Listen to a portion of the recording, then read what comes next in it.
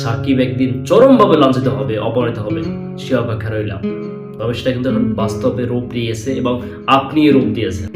সাকিব কানাডায় ফিল্ডিং করে আর বাংলাদেশি দর্শক বলে, এই সাকিব গদি আছে না গেছে।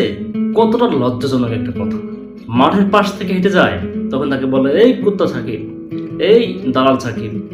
এর থেকে অপমান আর কি হতে পারে একটা মানুষের, একটা জাতীয় দলের, বিশ্বের অন্যতম একজন অলরাউন্ডারের। সত্যি মানুষ যদি নিজের মান সম্মান ধরে রাখতে না পারে, কেউ মান সম্মান গায়ে লাগিয়ে দিতে পারে না।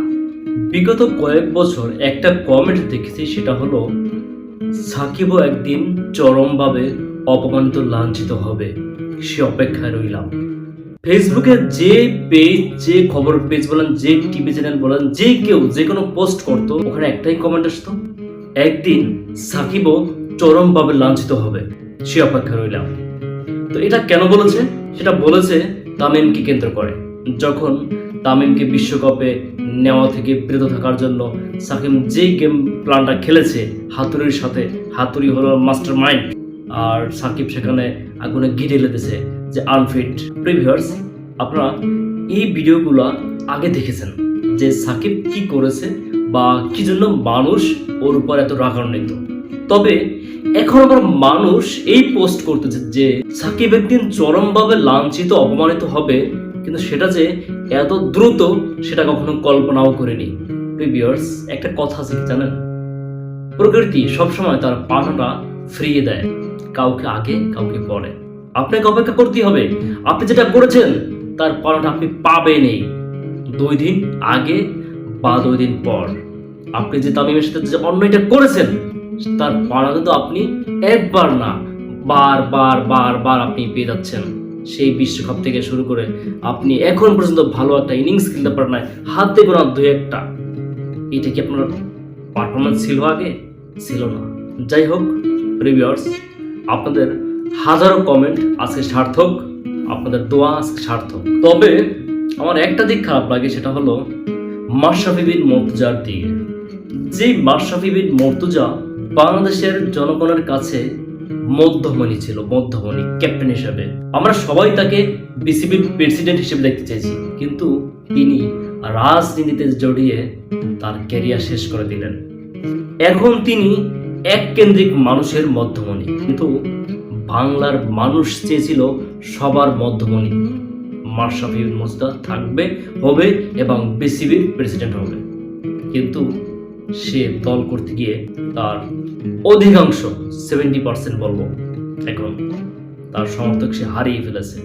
তা না হলে তার বাসায় এভাবে মানুষ অগ্নিসংযোগ করে, সত্যি এটা ধারণার বাইরে।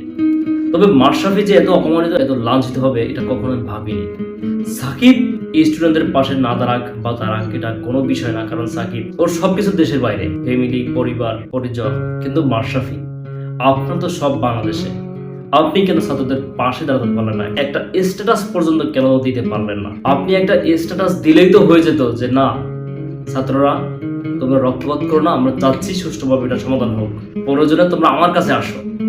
এরকম একটা বাণী দিলে আজকে আপনি সাকিবের মতো বসতেন না। তবে সাকিবের কেরিয়ার শেষ, সাকিব আর নেই। সেই সাকিব আর বাংলাদেশের মানুষ সাকিবকে আর গ্রহণ করবে না। তার কেরিয়ার তিনি শেষ করে দিয়েছেন।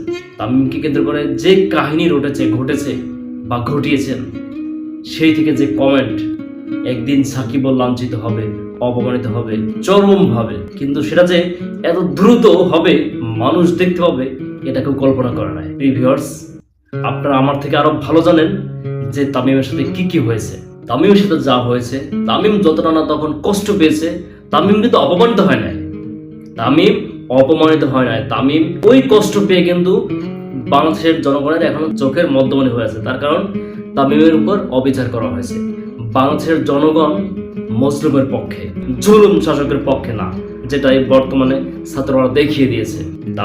তামিমের স্থানেই আছে, এমনকি তামিমের স্থান আরো উপরে উঠেছে। কিন্তু সাকিব আল হাসান, আপনার মান সম্মান, কেরিয়ার দিন দিন তলানিতে যাচ্ছে। মানুষের উত্থান পতন সবটাই থাকে, তবে আপনার টাকা শেষ হবে না, কারণ আপনি অনেক টাকার মালিক। তবে আমি বলেছি সম্মানের কথা। সবাই ভালো থাকুন, আর ভিডিওটা ভালো লাগলে অবশ্যই লাইক কমেন্ট শেয়ার করে দিবেন। আল্লাহ হাফেজ।